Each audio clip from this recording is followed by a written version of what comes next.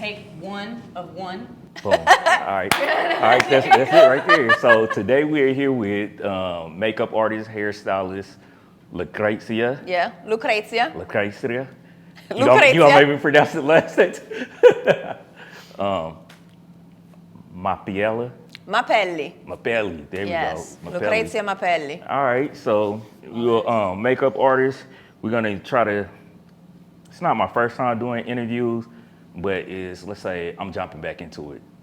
I'm just gonna be natural, so I'm jumping back into it. Initially, I had started doing like some interviews back in 2018, going into 2019, right before COVID.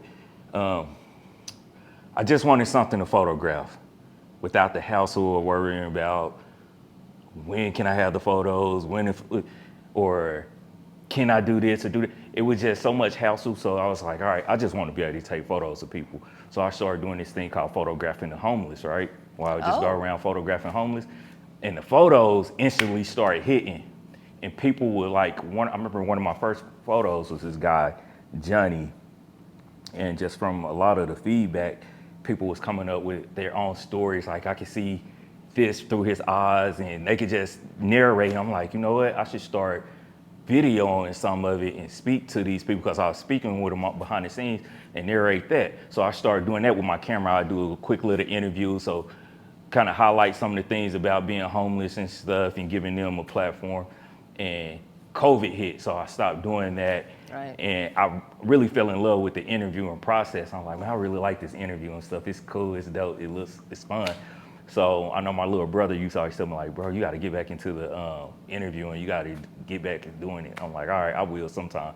But when I do it, as y'all can see, I put a lot of time and effort into building my set, right?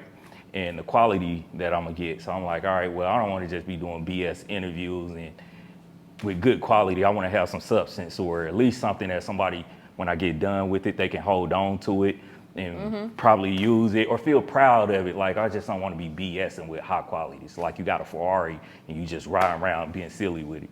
So I'm back here. So I say this is a reintroduction. I think this is a great way to start it. And I'll just see where it goes from here. I think if you're a great candidate to be one of the first people on the platforms. I'm honored. Yeah. I'm flattered. Wow. It's about time. And I guess what I'm gonna start with, we're gonna cover some things like we'll do like a little bit of your upbringing, how you got to where you are now, how it molded you to how you are now, and think the way you think.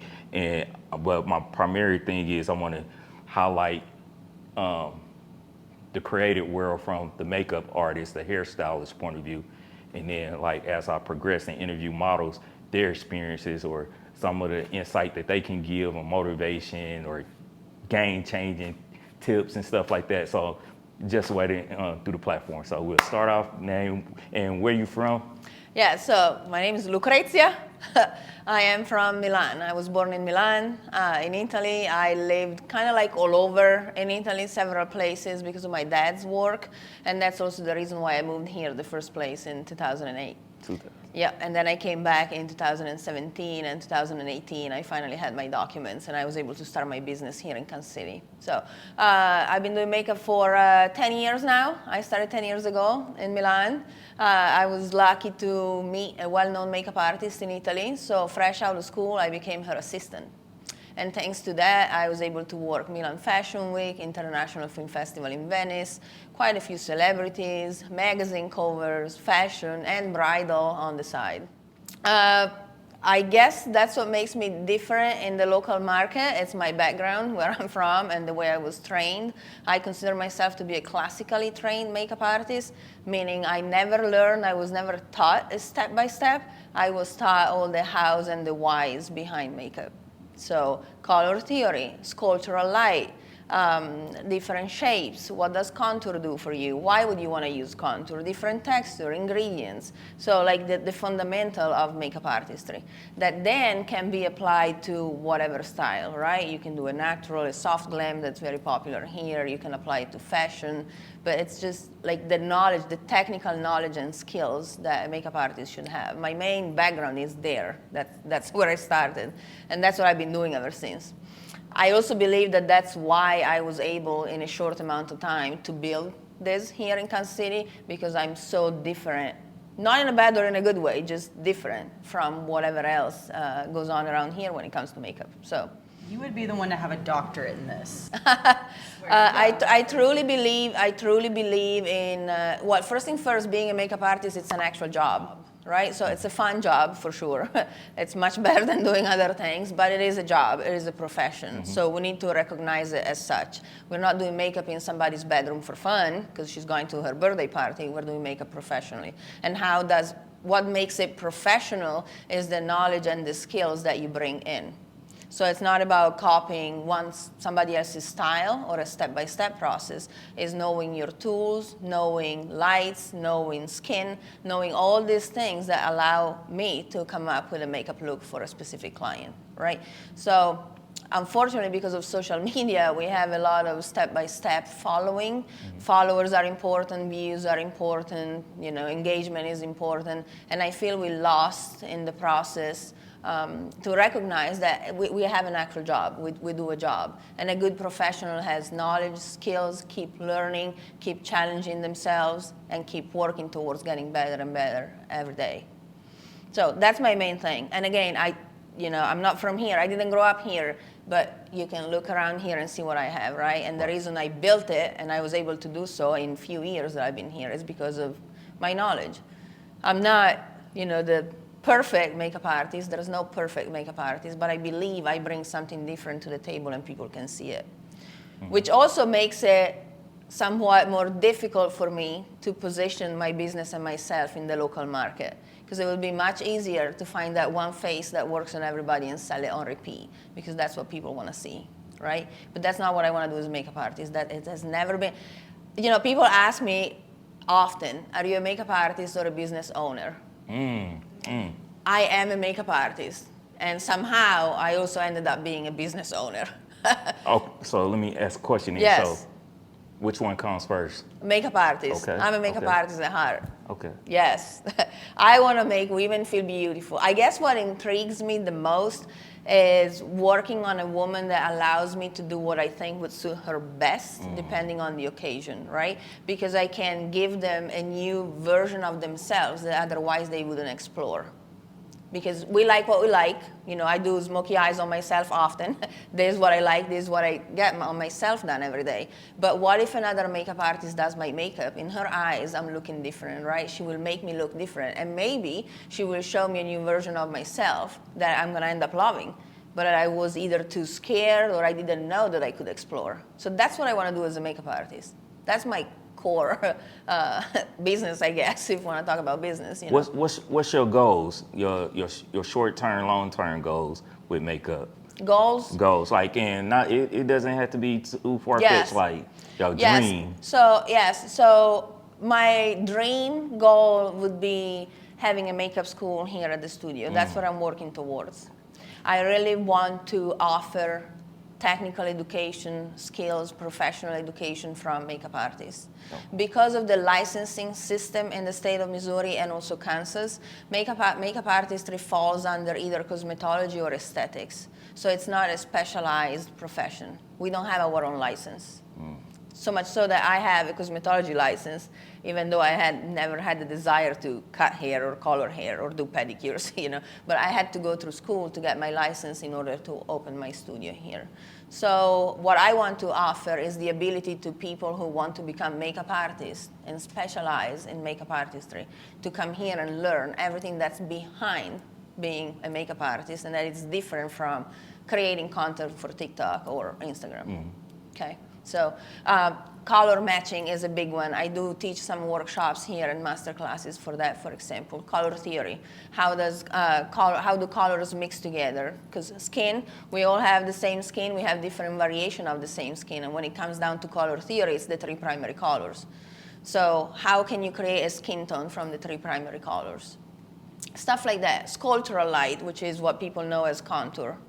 Okay, people tend to follow the step-by-step that they see online, but what works on your face, her face, is not going to work on my face because we have different features.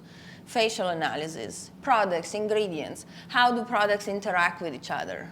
Like there's a whole world behind makeup artistry that's not being explored because it's a little more difficult. You have to study for it. You have to sit down and read the book.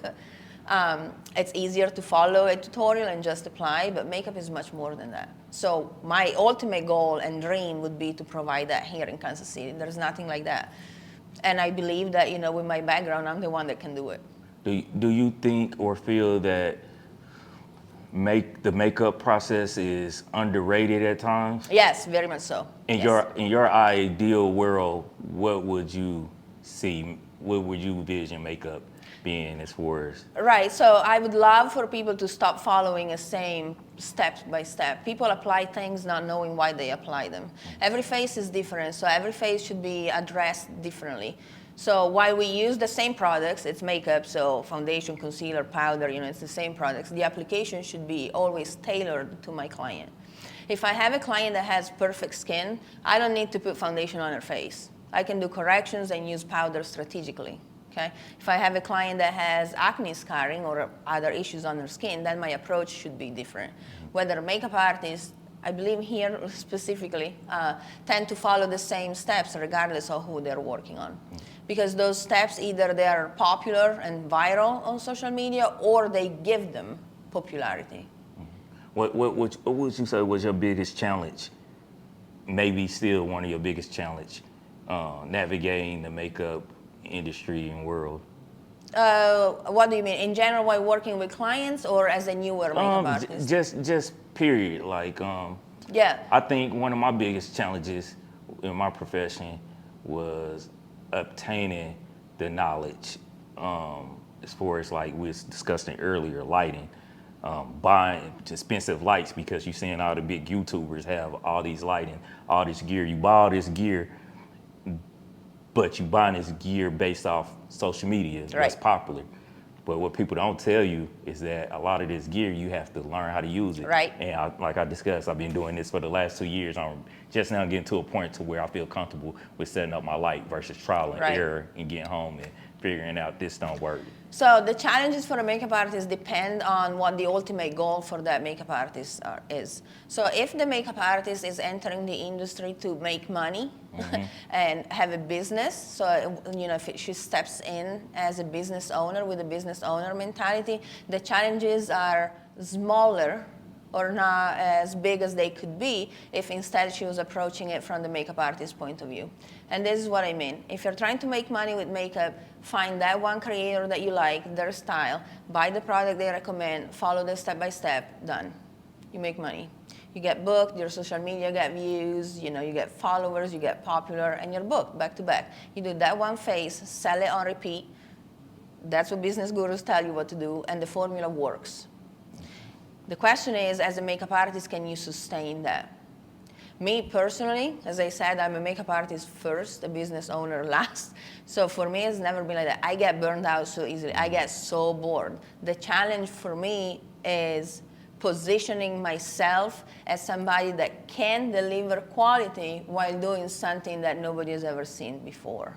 Not necessarily in the looks, in the approach of the job. Just because your references obviously speak for themselves. Like, you could have a doctorate in this. Like, you obviously, you've seen so much more than just the general population in this country, which is speaking for itself. So like, if it was me, I would not be humble about it at all. But you do seem to carry yourself with a lot of humility, and I think that shows. But how do you feel, just because this isn't the niche everywhere else, and you've seen so many faces around the world, how do you feel about a copy and paste trend that is going on with plastic surgery? Like, the canvas to you matters, obviously, and you've seen everything at this point. So how do you feel about like just the same look? You're just getting surrounded with it. Right. Yes, it's a big problem. I believe that social media brought that in. When I was younger, we would look at magazines and it was celebrities, right? So we would compare ourselves, regular women, to celebrities. And I knew that I could never get like Madonna or Megan Fox or whoever, because those are celebrities. So it was more like dreaming. It was like, wow, I wish I would look like her, but this is what I have, so I'm going to enhance what I have. That was the mentality. Nowadays, with social media, the guru or the viral person is the girl next door. So instead of comparing ourselves to people that are up here that we know it could never be like them, we are now comparing us to our friend, our classmate, the person that lives right next to us. And it creates a lot of insecurities because if they can do it, then I can do it too. So women in general, especially the younger generation, started looking for that fake perfection that they see on social media because it's much more relatable and it seems to be closer. I can go and get my lips done, right? I can go and get Botox. I can go and get my boobs done, whatever it is, to look as close as possible to that one image that's being sold on repeat every day. And because these things are accessible to the general public now, if you cannot do it, then you feel bad about yourself and you feel not confident. Also, social media brought filters, smoothing filters. We all have an app that I can go in, click AI and boom, the picture is edited. So women start feeling like I have acne scarring, I'm not good enough. Oh, my friend doesn't have that. Why do I have that pimple here? The amount of people that ask me why I don't get Botox in my forehead because I have 2 wrinkles. It's incredible. I don't care. This is me. I'm 40 years old and I have wrinkles in my forehead. It's fine. And that's why the message I want to sell as a makeup artist is don't come here and ask me to make me look like her. Come here and ask me to give you the best version of yourself or maybe a new idea, a new visual of what you can be. That's what I want to do as a makeup artist. And that's why, regardless of everything, of the struggle and everything, I'm not giving up. You'll never see on my feed the same face on repeat. I refuse to do that. There are styles, obviously, okay? So bridal tends to be a certain style. Fashion tends to be something. But what about uniqueness? What about creating something specific for that one woman rather than, sure, she looks good. I want to look like, whatever influencer. Why? Where's uniqueness? So, and unfortunately it's because social media kind of made all these things available for regular women all at once. We are bombarded by med spas, and the lips and this and that. You can get this done and relatively cheap, like with a couple $100 you can go get your lips done. Whether before it was either for people who had a lot of money or mostly celebrity in certain circles. Nowadays, it's very accessible. And it's easier to do that than learning how to be better or working towards being better, right? So that's a big, I say with my students all the time, they're very young, and instead of looking at themselves and think, wow, I'm a beautiful 18 years old lady, I have beautiful hair. All they do is nitpick at everything that makes them different from that one image that they see on social media every day. So do you think it's majority of a social media thing or more of a, can you chunk some of it up to social, self-esteem or? I think it's a combination of things. I also think it's a cultural thing. Cultural thing, yes, okay. It's a cultural thing. So in Italy, for example, even though we have social media, the majority of social media cannot be monetized.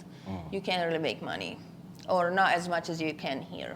Okay? So while people use social media, they're not tools that people use every day to make money or make a career out of it. There's not a lot of social content creators, it's not really a thing. So women tend to be much more unique in the way they present themselves because what they see on social media feels fake. So Italian women, Italian brides, and I follow plenty of makeup artists in Italy, because that's where I'm from. Their feed, they're all different women. Like none of them look like the other one. Because Italian women would say, do you see the dress she has, the hair, the makeup? I want nothing to do with it. I want the opposite of what she did. Because people are craving for that uniqueness where I'm from. But Italians have a very, individualistic culture, right? It's Italy, it's Italy. It's small, we're all Italian, we all pretty much act the same and abide by the same values or follow the same values. America is humongous. How many cultures do you have all intertwined and mixed here? So it's almost like people try to find a way to belong and to create a community. And the beauty community ended up being everybody looking the same. But America has, 53 states?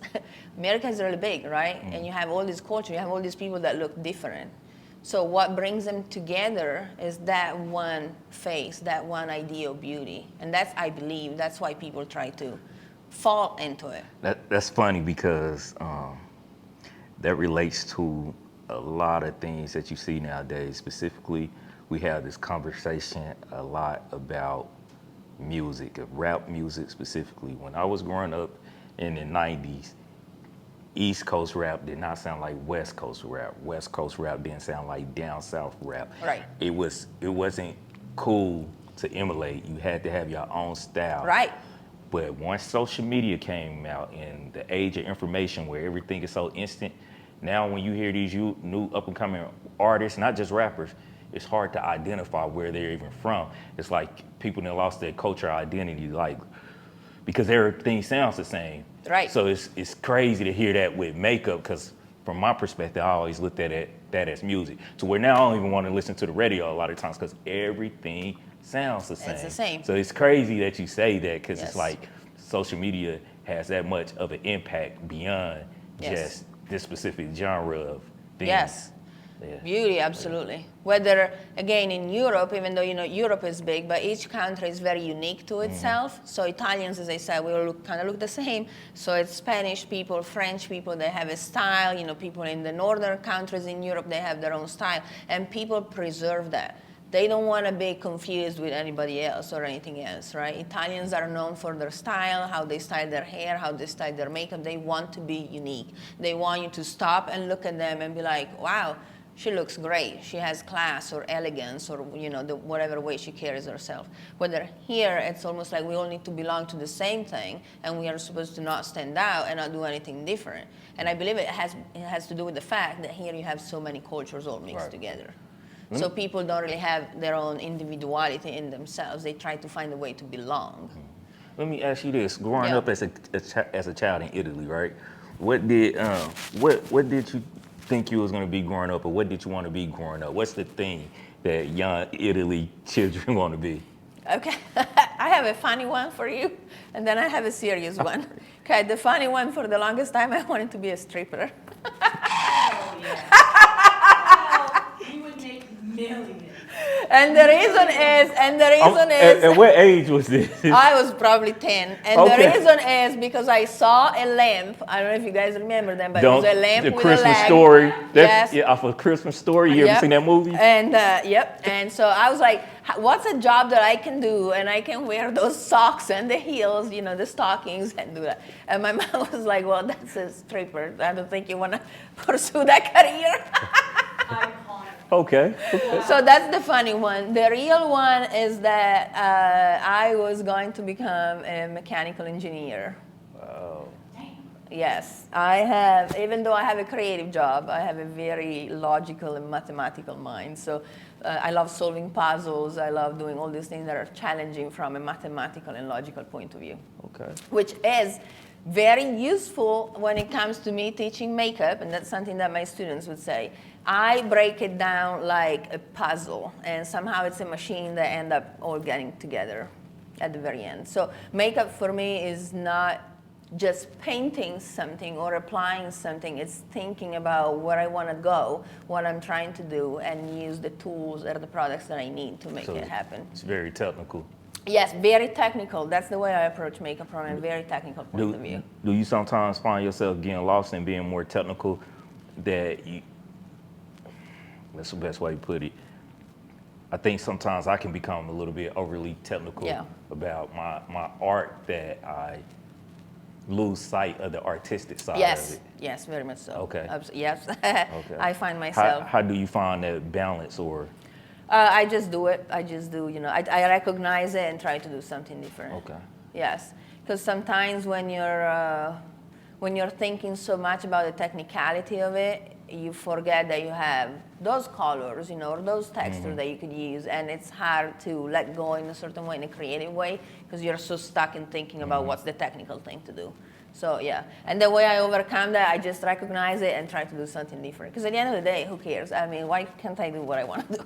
That's crazy, because I feel the same way. It's crazy. Yeah, I mean, just because you've been, how many years have you been teaching? A little over 6 now. 6 now? Yeah. What's the hardest thing to teach or get across? Because Yes. obviously everybody has their own style. But Right. The hardest thing to get across is that this is a job and needs to be treated as such. So you carry yourself in a certain way, you show up in a certain way, Your body posture has to be a certain way. The way to interact with the client is a certain way. That's the most difficult thing to teach, because I teach something that's inherently fun. Yeah. And every woman, at least once in her life, had touched a mascara or a lip gloss or something, right? So people come in with the idea, I know how to do this, or at least I know some of it, right? So the hardest thing to teach them is get out of I'm doing it in my bathroom mode and get into the professional mode. This is a job. The way we carry our kit, the way we keep our stuff clean, the way we set up our station. Those are the main things, the most difficult things to teach. Skills can be learned. If the student wants to learn the skill, they can listen, apply themselves, learn the skill. That is not the difficult part. The difficult part is taking people out of this is a fun job and make it and start thinking this is a profession, and I have to treat it as such. That's the most difficult thing that I struggle with every day. People tend to do makeup and toss the brush. They use whatever and they toss it, or they grab a sponge and then toss it, or they don't pay attention to where their products are. They don't set up their stations in a certain way. So that's the biggest thing. Especially, at the beginning of my career, I was doing a lot of house calls, like working in people's home. And especially in Milan, I started working with high-profile clients. I would call them, some of them celebrity, So I would go to their homes in the morning. And these are very expensive houses. They have marble tables, So you have to know how to carry yourself with that type of clientele, okay? So no, I cannot grab the brush and toss it on their marble table. I have to have my station set up in a certain way. I have to recognize the people I'm working with, and carry myself to fit that. Because at the end of the day, makeup is just makeup and it's learned skills. But professionalism comes from the person, not the way you blend an eyeshadow. Okay. This is why also I'm a big non-believer of hacks. I hate everything that's hacks. Using tape, doing all these weird things that are popular. No, you can do the same thing with skills. Work for it, and then it's going to be in your hands and your fingers, and you'll be able to do it. So, yeah. Can you determine like a trend just because there's makeup trends, like how you do your eyebrows? I mean, do you follow any of that, or do you just kind of keep things in a timeless way? I follow them for knowledge, not for me as a professional. So yeah, I know what's happening around me, but it's not necessary. I don't use no trend. I don't really follow any trends. I was actually thinking about starting a series on my TikTok. That'd be funny if I try on myself trends for now. And like do there's the new brow trend. Let's put it on my 40 years old face and see if it works. Like stuff like that. But yes, I'm very aware of what happens around me. You have to be, because it's a constant evolution. But I don't follow any as far as me applying them. Yeah, no, I know what's happening, but. I'm more interested. I follow a lot of fashion. I follow a lot of fashion photographers, fashion shows, Milan fashion shows, New York. I follow quite a bit of that. I find that to be very inspiring. I love seeing new things. I love seeing things that make you stop, which doesn't mean beautiful or not beautiful. It means it makes you stop and think. So why did they do that? What were they trying to do? What's in that picture that makes me think? That's that technical side of you right there. Yes. Yeah. I'm the same. It's crazy because I'm the same way. It's hard to enjoy certain movies if it's filmed visually a certain way because I'll pause it. Yeah. You cannot I will pause movies and certain shows and I'll ask what's that light right there? Right. It's practical light. That's your motivating light. Where's the key light? Real light. So it's like, and people hate watching movies with me sometimes because they like, dude, just don't care about the light. I'm just trying to watch the movie. I know, right? So I know, but it's just so when you in this space, it's just so hard to look at things. Yes. As they appear. And that comes because of the knowledge you have, right? Yeah. Because if you didn't have that knowledge, you wouldn't even see it. Now, I notice that a lot in documentaries. Often the models, the talent look very orange because of the makeup, whatever. I notice a lot of things that sometimes, like you were saying, makes me not enjoy what I'm watching because I'm overcritical of what I'm seeing because I have that knowledge. The problem with specifically what I do is that people don't see not having knowledge as a problem. Because if the face that they're looking for is done with makeup, they don't care how the makeup artist got there. Make sense what I'm trying to say? That makes perfect sense because the best analogy I heard was the perfect lighting. No one ever recognized when a scene is lit correctly But if the lighting's not correct, you may not be able to identify what's Correct. going on. You may think it's a low budget film or something. You just know something is off-putting about what you're watching.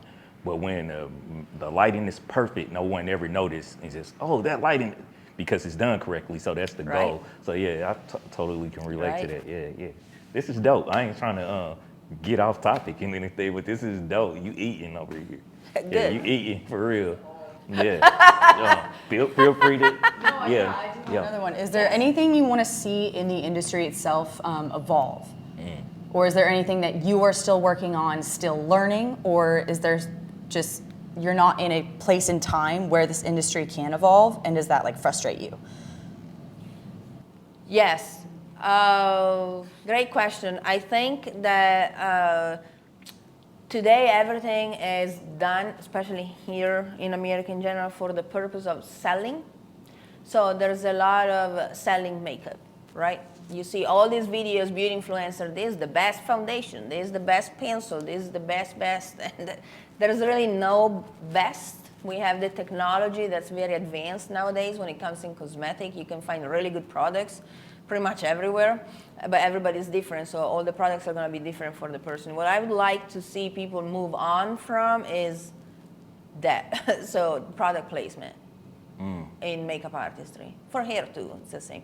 But you don't need the latest 3 shades of foundation. You need the one that's good for you. You don't need to spend $120 on a foundation. You may have one that's $25 and works great for you.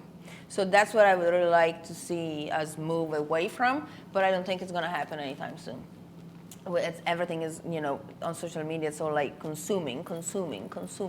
I have to buy that one thing. And if you don't, you're not hip enough or cool enough. So for example, my approach to my kit is brandless. I have a kit that's as brandless as possible. Doesn't matter what I'm using. What matters is the end result. What matters is that I know what I'm using. But clients like to see the brands, They consider luxury, the certain brands that they're told they're luxury. Performance may not be luxury necessarily, but in their head, they pair the value of your service to the brand that you're carrying in your kit. And that's why my kit is pretty much brandless. It's also very much of a fashion thing, and fashion kits are brandless because you have a different clientele, right? But Do makeup artists share tips and stuff? Like, do y'all amongst each other, hey girl, what did you do for this? So it depends. So it could either be yes 100% or no 0. So you find those people that for a question they want to get paid, or you can find people that are very helpful. So I am one of the helpful ones. People can come to me and ask me questions. I'm more than happy to help them. If you want a certain quality of knowledge, then at that point you have to pay, because obviously we all paid for our education and we went through, whatever we had to. But I'm more than happy to help people that can have a couple of questions. The other side of this is that there are people who instead are not willing to answer any question whatsoever. You can also find people that are trying to be sneaky and ask questions with a different intent. So maybe they're trying to learn about your booking process, but they don't want to ask you that. So instead they try to flatter you to get the information out of you. So there's a little bit of everything in the industry.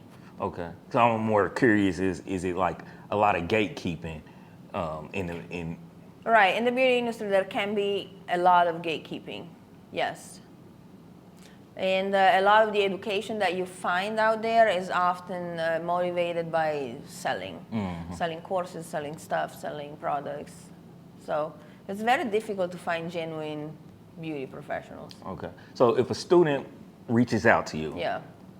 and want to come up under your wing, what are some of the requirements? I remember one of them you mentioned, to get everything that you thought you knew about makeup. I want to start with a fresh palette. Yes. But what are some other requirements that you require of a student? The main one will be come with an open mind. Forget everything you know about makeup, forget about the products, forget everything you've seen online. You come here as a blank piece of paper and I write on it. And then they need to be coachable and teachable. If I ask them to do something a certain way, there's a reason I need them to do that. I'm going to give you an example. Body posture. I'm big on body posture. People tend to, when they do makeup and they're not trained, to raise their elbow, for example, and work at weird angles. Okay, that is not beneficial for the artist and the end result. I'm not trying to be picky, but let me explain. If I work a fashion show and I'm working for 10 or 12 hours, the more comfortable I am with my body and the more I keep my arm in a natural position for me while working, the more I'll be able to perform at a certain quality until the end of the day. If I'm trying to work with my elbows up all day, 3 hours in, I'm dead. My back hurts. I'm not giving the quality anymore because I'm too tired. So when I ask them, do this, I need you to do this, there's a reason for it. I've been there. I was taught that way. I did a lot of things, to get where I am today. So what I teach them are all little things that not necessarily have anything to do with makeup specifically, but they have to do with how to become a professional makeup artist. Okay. Body posture is a big one. I fight with my students a lot for that one. This is one. They don't understand why. Why is that important? Well, because I worked at photo shoots for 14 hours in a day, and if I work like this all day, I wouldn't have been able to do the job. Mm-hmm. So learn how to build skills while keeping a certain body posture, for example. That's just one example. So they have to be coachable.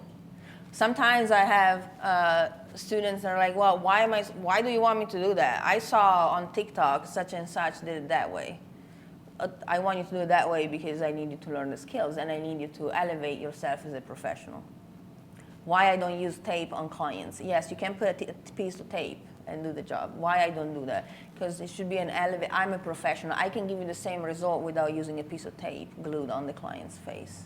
You learn how to do those things. Practice, repetition, skills, challenges. What are some of your hobbies outside of makeup? I love watching basketball. I used to play basketball in high school. Okay. So I love watching basketball at college level. I like watching, women basketball. I like playing bowling. I have a pool in my backyard, so I spend a lot of time in my pool. Music, I listen, I'm European, so EDM and techno and house are my genre of choice. That's what I like to listen to. I'm going down a whole list of stuff too. Movies, genre. Movies, I like real life documentaries, real life stories. Yeah, those are my favorite. Lots of crime shows, like Every Woman. I was just about to, I didn't want to say that, but yeah, okay. Yes. Okay. Go ahead. Mm-hmm. Just because you obviously value your individuality as an artist in and of yourself, so a lot of what you do, according to this culture that you're in right now, is very radical, as I would kind of consider it, but it's very so much more impressive that way. But because you value that individuality, is there anybody that you took like a liking to, or did you have like someone to look up to? But because you're so individual, did somebody spark that in you, or was that just like a learned skill that you had yourself? Locally or in general in my career? In general. So when I was fresh out of school in Italy, I was noticed by Letizia Maestri. She's a well-known makeup artist in Italy, and I became her assistant pretty much fresh out of school. She worked with George Clooney, Penelope Cruz, that's most of her career. She works in Cannes for the International Film Festival in Venice. So she introduced me to that world from the get-go, and she had extremely high expectations out of me. So she is the one that instilled that in me, because she was like, you can show up and be like anybody else and nobody will ever notice you, or you can be completely different and people will notice you. Right? And because she was introducing me as her assistant to certain clients, certain environments, she wanted me to be at my best behavior every time. I had strict rules. I remember the very first photo shoot I did for a big celebrity in Italy. We had a call time 7 a.m. And she said, when you show up, I'm going to let you read the call sheet that, with all the details of what was going to happen at what time. So I get there, I'm excited. I didn't know it was a celebrity. I just knew it was for a jewelry company. So I get there, I'm like, hey, I'm here. And she gives me the call sheet and tells me, oh, go in the corner back there and read it over there. And I was like, why can't I read it here? What? And she's like, I told you to go there, And I was like, okay. So I go there and I start reading, and she knew that I was gonna be like, what? Because this celebrity is still a big name in Italy. And she didn't want me to look like I was fangirling, in front of the whole team. Because here we're talking about a team where you have a creative director, a videographer, the light guys, you have a manicurist for nails, there's a makeup, like a whole crew, right? So she didn't want me to just freak out there in front of everybody. So she's, and then, then I figured why she sent me there. I was like, okay, because I went like this, I was like, oh my God, I'm gonna see him today. I was so excited. So I collected myself and I went back like nothing ever happened. And she was like, did you read? And I was like, yes. Okay, and nothing. I acted like no big deal, I'm ready to work. And that's how she prepared me. So a lot of that I get from her. I also believe it's just the way I carry myself, just a personality thing. I kind of have it in me. I don't know, growing up, if everybody was doing something, I was the one doing something different. Because I did not want to be like, everybody was playing a certain thing, I was going to play something else, Like, I've always been kind of like that. But yeah, so I got most of it from her.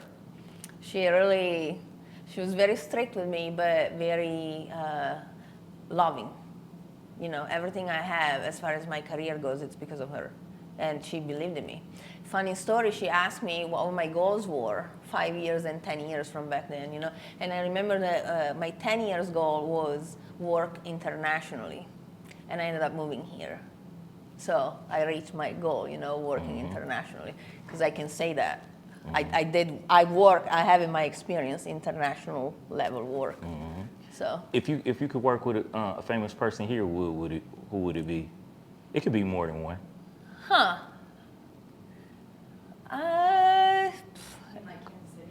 Just a celebrity, big time celebrity. In America, we tagging them in the comments. Okay, well, I would love, from the professional point of view, I would love to work on a set with Pat McGrath. Take me to a John Galliano show with Pat McGrath.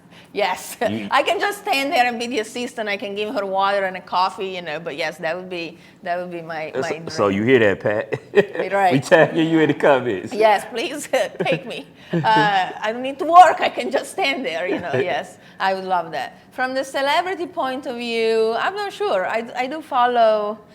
Again, I like people that are in fashion, so I follow this guy, for example, Callum Harper. He's a model. I would really like to spend a day with him, and just see how it is to be a model in New York. You follow him on Instagram? Yep, follow. I had to send me that name. We're going to tag him in the comments. And then I like, there's another model. Her name is Riley. I can't remember her last name. Very unique model with a very, very unique features, a very unique nose. And she gets booked for all this amazing editorial photo. So I would love to meet her and be on set with her for something like that. That's dope. Celebrities in general, I don't really. Celebrities are celebrities. I don't, they're up there. Maybe I would like to meet Madonna. There you go. That's dope. That's dope. Yeah. Yep. Yes. Other than that, no, not really. I don't really follow beauty influencers. I don't really care for those. I don't care for fashion influencers. I care for people that have either something unique to give me that I can't find anywhere else, or people that have a lot of knowledge. I love people that know a lot about their stuff. Those are my favorite type of people. I'm like, okay, tell me what you know. Like, I don't know. You got any more questions, Ms. Leslie? Oh, that was awesome. Well. Okay. I mean, I could pick her brain, but she should write a book. All right. Is there anything you would like to let your audience know, or any up-and-coming makeup artists? No, I want the audience to know that I'm here to open my makeup school, and please, there's value in it. If you really want to become a makeup artist, you need to go to a makeup school, and I'm here offering that. I have a lot to share. I have a lot of knowledge that I want others to have. I remember some time ago somebody asked me, well, you teach so much, what if your students get better than you, right? Or get more bookings or whatever. And I said, well, that's the goal. I want them to be better than me, because that would be my legacy. I hope that my students learn so much from me, from technical point of view, the passion, that they become way better than me and they go out there, and so that's my goal. That's what I want people to know. Come here with me, learn. I'm a fun lady. Okay, I have a good company too, so they can come here and learn and build a career, and who knows, maybe one day they work in New York or LA, or maybe they work in Milan one day, who knows, you never know. So that's what I want the audience to know, that I'm out here, yes, to do makeup services, that's still, what I love doing, but the goal is really teaching and providing good education that the market needs. Okay. Okay. Okay. You got anything? Okay. Okay. Obviously, your references speak for yourself. Do you ever feel, because I mean, the way we teach things is obviously different than the way you learned. Do you ever feel out of place? Yes, all the time. I mean, to me, it feels like you're overqualified. Does that make sense? And obviously, you could feel that way around certain people because we're all kind of taught the same thing in the same area. But Yes, I feel all the time. But not from the point of I'm better, from the point of I'm different. Yes, all the time. People ask me, why you don't carry a chair? Why you don't have these lights? Why you don't have that bag? And I'm like, why? Because you all have the same shit. And I don't want to do it. Because I don't need that, you know. I don't feel the need to, I guess, belong to the local beauty industry. And again, it doesn't come from a point of I'm better or I'm cocky and arrogant. It just comes from the fact that that's not the person I am. And I don't want to do that. It would be, listen, I get booked. I can book quite a bit of weddings, okay? But I can guarantee you, if I would bend to those rules and that aesthetic and all of that, I would have probably bookings for the next 3 years. It would be much easier. But that's not what I want to do. I don't want to show women that that's the way you look and that's how you should be looking, and if you don't look like that, you're ugly. No, I refuse to do that. And because of that, yes, I feel out of place all the time. All the time. All the time. It's just, the studio itself is different from a classic beauty studio that you have in the area, right? They're all very pink and white and gold. This is black and gray, and there's glitter, you know. This is more like your Mac store has a little more of an edge. Some people like that. A lot of people think I'm full of shit. Yes. Or they walk in here and it just happened recently with somebody that was looking for a studio to rent hourly, and I rent my chairs here for makeup artists. Okay. Well, she said, I will consider it for content creation. It doesn't fit the aesthetic of my client. Yeah. Because the studio here, yes. And it is the reality of the market here. You know, I don't bend to that. I refuse. Why should I do that? I'd rather struggle and be authentic to myself and do what makes me happy than become somebody else that I'm not and then get burned out or hate my job. What would be the point? So some people think that this is not a space, you know, to receive their clientele. It's not luxury enough, whatever. I receive models here. This is fun. We can come here, create, spend a good time together. There you go. Okay. But it's difficult, right? And you have to do this, to do what I do, you have to have a lot of confidence, because otherwise, you know, you're going to be like, oh my God, why am I doing that? And I'm not saying that I don't have those moments, because I surely sit down, you know, some nights and I'm like, oh my God, why am I doing this, you know?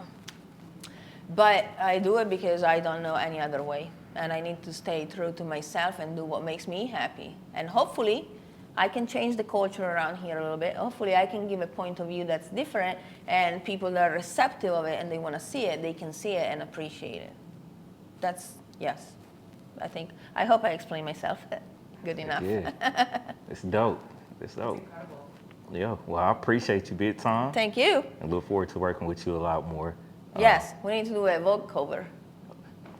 I'm vote for a Vogue cover. Yeah. What did you think about the experience? When we recently worked together, all three of us. What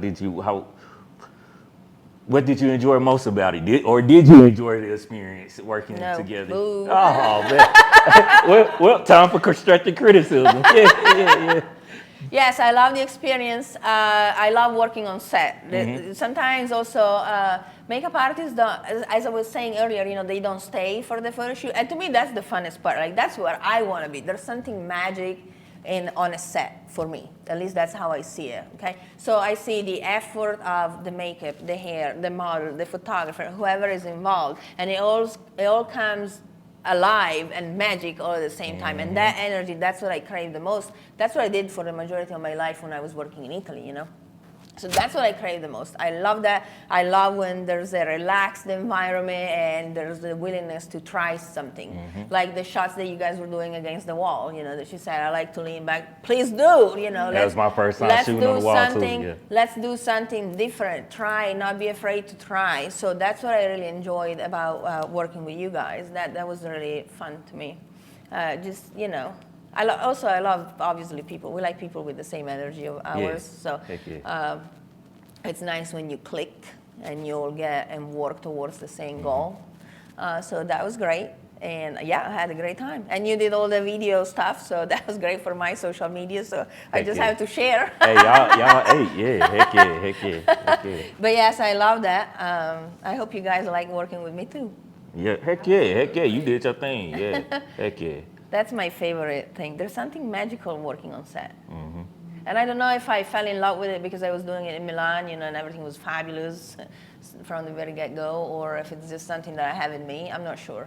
I'm not gonna lie, I like to see a lot more of it because you always see the final edits. Yes. But it's just something immersive or something more personal when you get to see not just the highlight reels or the behind the scenes, but sometimes you want to know about the person that styled it. You want to know who styled it. Was it the photographer that styled? Because I have these questions. Who's styling this set? Where are you getting these ideas from? Because I'm not as creative with coming up with stuff. So, and that's my thing. I want to reach out to certain stylists or makeup artists. The more you can create the stage for me and just let me sit back and focus on being technical, the much more ease I'm more able to focus on my thing.